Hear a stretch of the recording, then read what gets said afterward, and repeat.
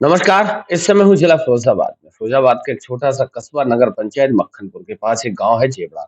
जहाँ बैठा हूँ विद्यालय का नाम है श्री ताली सिंह कंठसरी इंटर कॉलेज जो कि जेवड़ा में स्थित है। हमारे साथ बात करने के लिए उपस्थित हैं। यहाँ से प्रधानाचार्य महोदय बात करने और जानने का प्रयास करता हूँ कि वास्तविक संस्थान को स्थापित करने का उद्देश्य क्या था? संस्थान की स्थापना कब हुई थी?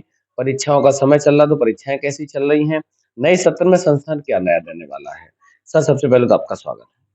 जी साहब, आपको नमस्कार जी, बहुत-बहुत। सबसे पहला सवाल संस्थान की स्थापना कब हुई? संस्थापन की स्थापना 20 जून सन 2001 को हुई और हमारा यह उद्देश्य था कि ग्रामीण आंचल में कोई भी विद्यालय नहीं था, तो हमारे जो बच्चे थे, जो लड़के थे, बॉयज़ स्टूडेंट्स थे, तो वो तो बाहर मक्खनपुर है, सिकोहाबाद वो पढ़ने के लिए जाया करते थे। लेकिन जो मेन समस्या थी, वो बच्चियों की थी, तो लड़कियों के लिहाज से हमने लड़कियों की घर पर ही शिक्षा पास में नज़दीक शिक्षा के को दिलाने के उद्देश्य से हमने इस गाँव में संस्था की स्थापना कराई। जी। कोरोना काल के समय क्या-क्या परेशानियाँ रहीं? कोरोना काल में वो सब जगह ऐसा माहौल बना कि लोग बाग घर से भी नहीं निकले और पढ़ाई भी बाधित हुई।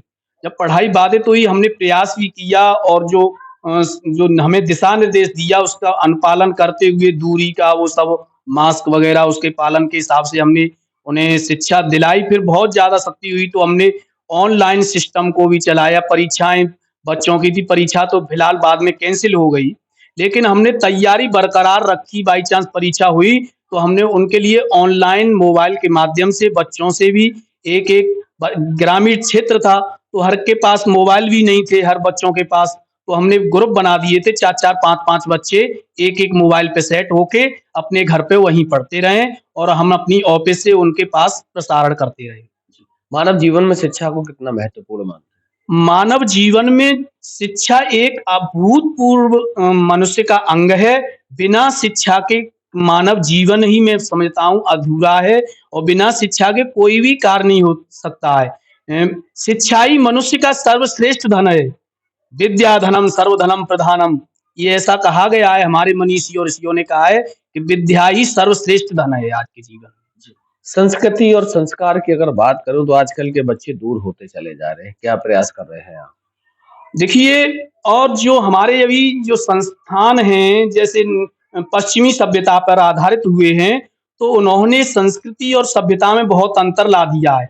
हम अपने हिसाब से चलते हैं कि हमारे माता-पिता का सम्मान करें, बच्चे पैर छू के आएँ, नमस्कार करके आएँ, लेकिन वहाँ कहते हैं कि केवल बाय करना है, गुड मॉर्निंग करना है। लेकिन यहाँ पर हमारे बच्चों में संस्कृति सभ्यता का यहाँ तक है कि हमारा बच्चा अगर विद्यालय में प्रवेश भी करेगा, तो गेट के को नमस्कार करके ही अंदर आएगा, गुरुओं के भी चरण छुएगा, गुरुओं का सम्मान करेगा। जो हमारी जैसी परंपरागत रीत है उसके हिसाब से अभी भी हमारा संस और यहाँ तक कि उनको पारिवारिक जीवन में जीने के लिए भी उनको शिक्षा से अवगत कराते रहते हैं कि हमें कक्षा 9 से 12 जो भी सुधार होता है कक्षा 9 से 12 का ऐसा समय आता है, ऐसी जवान एक तो टीनेजर होते हैं सभी छात्र-छात्राएँ, तो टीनेजर में वो समझ नहीं पाते हमें क्या करना है, क्या नहीं करना है, रास्ता भटक भी जाते हैं और जो रास्ता भटक गए वो रास्ते पे ज़िंदगी में नहीं आ पाते और जो रास्ता बन गया, वो रास्ते से भटक नहीं पाते। तो हम प्रयास करते हैं बच्चों से कि वो अपनी संस्कृति, सभ्यता, माता-पिता के लिहाज से आदर, सम्मान ये सब का ध्यान में रखते हुए इस उम्र को पार कर जाएँ, फिर आपको सुनहरा अवसर मिलेगा। ऐसा हम प्रयास करते रहते हैं बच्चों। परीक्षाओं का समय है, कैसी चल रही परीक्षा? परीक्षाओं का समय को देखते हुए हमने एक्स्ट्रा क्लासों की व्यवस्था की और पेपर भी चल रहे हैं, बच्चे हमारे परीक्षा दे रहे हैं, बहुत अच्छे हमारा उद्देश्य था पिछली साल हमारे बच्चे जिला टॉपर में केवल मात्र 2% से बच्चे रह गए हैं, छूते-छूते बचे हैं। तो इस बार हमारा प्रयास है कि जिला टॉपर में 2, 4, 6 बच्चे आएँ, जिससे हमारी संस्था का नाम उज्ज्वल हो, बच्चों के माता-पिता का नाम उज्ज्वल हो और आस-पास क्षेत्र में संस्था की प्रगति हो और बच्चों को शिक्षा प्रदान करते रहें और जहाँ तक ये है कि बच्चों को घर पर पढ़ने के लिए कहीं देखते थे कि घर पे एक ही कमरा रहता है तो पढ़ नहीं पाते, घर पे माता-पिता भी बातचीत करते हैं और भी माहौल रहता है। तो उसके लिए हमने विद्यालय में एक कमरा सुसज्जित रखा है, बच्चे अपना बिस्तर लाते हैं, यहाँ पर पढ़ते हैं, 1 या 2 अध्यापक उनके साथ में यहाँ पर रात्रि में उनको मार्गदर्शन करते रहते हैं और पढ़ाते रहते हैं। परीक्षाओं के बाद नया सत्र शुरू होगा, तो इस बार संस्थान क्या नया डेवलपमेंट करे? परीक्षाओं के बाद जो नया सत्र शुरू होगा तो पहले तो हमारा ये है कि पहले हमारा स्कूल देहात में है, ग्रामीण अंचल में है, तो उसको अभी हमने मॉडिफ़ाई नहीं कर पाया। उससे पहले तो हमें अपने स्कूल को मॉडिफ़ाई करना है, फिर हमें जो स्टाफ़ है स्टाफ़ को भी बाहर से कुछ बदलाव करके लेके आना है और उसके साथ-साथ में शिक्षा में भी परिवर्तन करना है। जैसे लड़के सैनिक स्कूल में जाना चाहें, सैनिक स्कूल की तैयारी कराते हैं। नवोदय विद्यालय में भी बहुत से पहुँचे हैं, विद्या ज्ञान में भी पहुँचाए और आगे हम हाई स्कूल इंटर के जो बच्चे हैं उनसे ये भी प्रोत्साहित करेंगे, आगे के लिए रखेंगे, अभी तो नहीं है।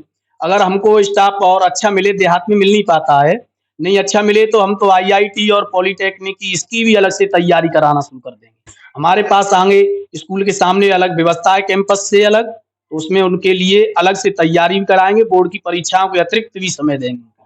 जी। जो पेरेंट्स आपके साथ जुड़े हैं, जिनके बच्चे आपके यहाँ आ रहे हैं, नए सत्र में जो नए लोग आपके साथ जुड़ेंगे, उनसे क्या कहना है? उनसे कहेंगे कि हम हमारे पास आप बच्चे को कैसे भी लेके आइए, हम आपके बच्चे को हर हालत में सुधार के देंगे। हम प्रत्येक माता-पिता का सपना होता है कि मेरा बच्चा मेरे से बेहतर हो और हमारा भी कर्तव्य है, हमारी नैतिक ड्यूटी है, हमारा परम कर्तव्य है कि उन बच्चों को प्रत्येक माता-पिता हम उसको मानते हैं कि हमारे पास गधा लेके आया। गधा नहीं हम उसको वो दे रहे हैं संज्ञा दे रहे हैं, लेकिन हमारा कर्तव्य है कि हमें उसे घोड़ा बनाना है।